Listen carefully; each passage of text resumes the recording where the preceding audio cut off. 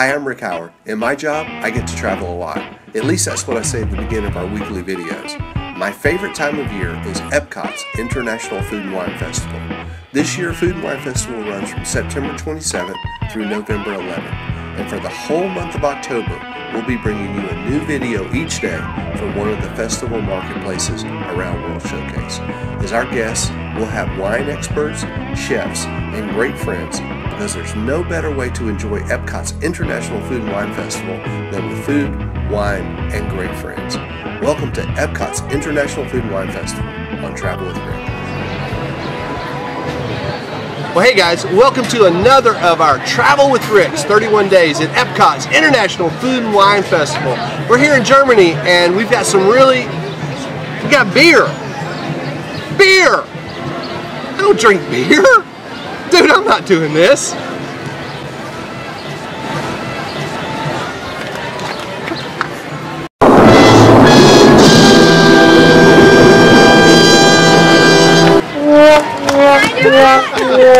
was that? I don't know. He's gonna drink our beer. I know. Hi everybody.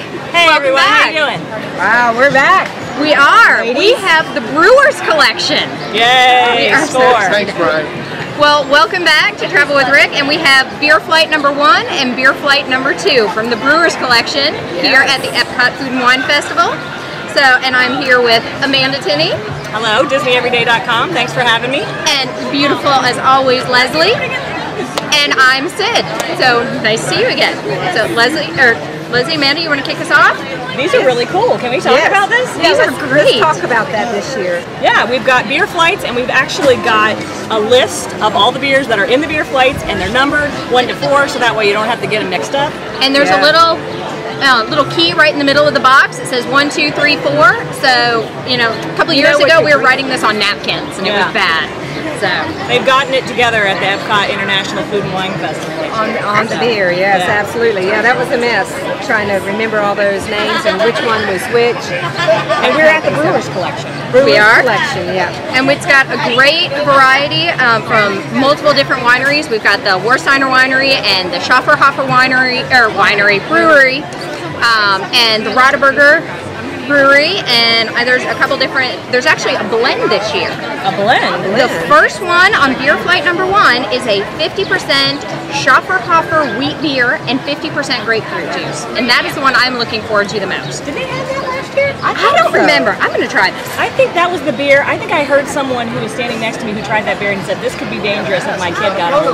Oh, that is fantastic. Here. It doesn't even taste like a beer. It does not. It's got a little bit of a beer. You know what? Even Rick might like this one. But does it not taste like that one in Terra? No, not at all. And it's sweet. Oh my land! You get that smell of grapefruit right on the nose. Isn't that nice? That is very good. That's almost a dessert beer. That could be definitely dangerous. Okay, so that is the Schafferhofer grapefruit. Okay, very good. Amanda, you want to hit the next one? I am not even A dessert beer? Yes, really? you have Here. to Are you kidding me? Try it. It is good. All right, see you. I'm surprised he gave it back. Wow. All right. Altenmünster Oktoberfest. Oh, that sounds like something right up your alley, Leslie. Light beer, right? Right here. Let's see what we think of that one. Oh, definitely a really light beer. That's got a really light color. I mean, most Oktoberfests are a little bit more of a darker color. Absolutely. Well, that is nice. That is good. What do you think? You're gonna like that, Amanda. Yeah. All right.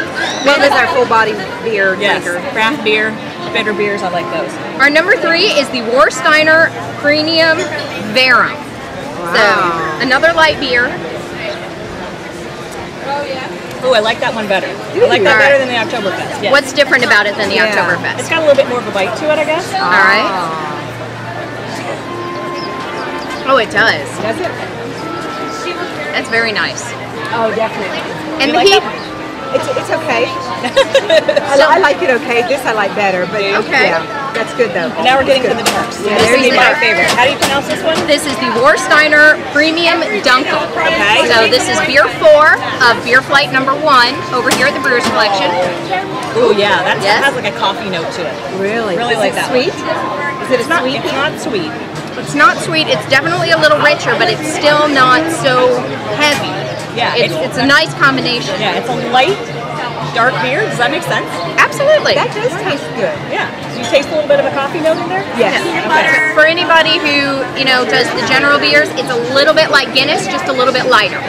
So is that a good description? You think? Yeah, I'd say not as thick, but yeah, definitely. Very nice. So moving on to beer flight number 2. Beer flight number 2, we're going to start with the Rotterburger Pilsner.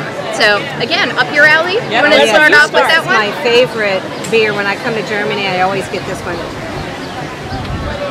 Love it. Absolutely. That's the nice thing about the samplers, about the beer flights, because you don't have a gigantic beer that you feel like you have to consume. You can get 3 smaller 6-ounce beers and share them with your friends. Absolutely. This is the best part. I like that one. It's actually almost got a hint of sweet. Yeah. But it's really nice. It's a good, clean, crisp beer. Yep, that's a light beer, all right. Not a fan. No, All right. let's see. Number 2 was The Braufaktum Parlor. And I'm sure we may be mispronouncing, so please let us know. You think there's a different way to say this. All right, I'm going to try this one. Yeah. Do we know anything about these beers? Do you know anything about them? Well, I know that the Warsteiners, the brewery, was founded in 1753, and it is one of the largest privately held breweries in Germany. So, and they actually, the Warsteiner brand is one of Germany's leading premium Pilsner brands. So, I like this. This has like a citrus note. Kind of like an orange citrus note to it. All right. I like that. So the Warsteiner that you were just talking about, that was this one? That's these two, both the of these? Verum and the Okay. Dunkel. These are both from Warsteiner. Okay. And we also had the Schaffhofer. We had this one. It's part of the Rotterburger group, which is also this Pilsner. I know we're throwing a lot of information at you, but it is available. They are glad to answer questions for you about where the beers are from and make suggestions if you like beer. So they're great that way. And this is okay. And so we just had the Braufaktum Parlor. And this is the Braufaktum Rug smoked wheat beer. And this I know is going to be up my alley. That's interesting. These two. And it looks smoky. It does. Does it taste smoky? It actually does. No way. It tastes like smoke. Yeah, and because it's a wheat beer, this is right up my alley. So I'm going to enjoy usually that. a fan of wheat beer, but I do. I love wheat beers. So Sam Adams has some wheat beers. You like those too? Oh, I am excited to go try the beers that they have over there. But That would be good with a barbecue, like a barbecue Yes. brisket. And Amanda, that is a great point. People don't always think about that, but just like wines pairing with food, beers actually pair beautifully with different foods. So the lighter beers, pasta, fish, things like that. If you're looking for something a little heartier to go with a steak, you want to go more towards the darker beers, the wheat beers, things like that. So definitely try something different next time you're out to eat. And our last beer. This is also from Braufaktum, and this is the Darkon. I don't know what that means. I guess we're going to find out. Amanda, after you. Yeah, let Amanda have a... Wow, that was a reaction. Yeah. Not a fan. That one's a little bitter. All right. Oh, yeah? Yeah. Looks like a Guinness, but not as thick. It is very similar to this one. It doesn't quite have as much of that coffee undertone. No, yeah. It's not bad. I like that. You like that one? I do like this one. Interesting. She found a dark beer she likes. And that's Great. what you do when you come to All the right. Food and Wine Festival. And you can mark it right there on the card. You can mark it in your passport. If anyone has picked up the passports, we didn't get stamped this time. Make sure you keep track of what you like so you can come back later. And is there anything else we need to add, ladies? Yes! We have to rate this booth. This marketplace. Okay, so there's no food, so how are we going to do this? I think what we should do is rate it. Rate the flights. Great idea, Amanda. So, based on the 2 flights, based on the country, based on the marketplace, give it a 1 to 5. You guys go. Beer flight number 1, because it has this dark coffee-like beer, I think I'm going to give it a 3. Okay.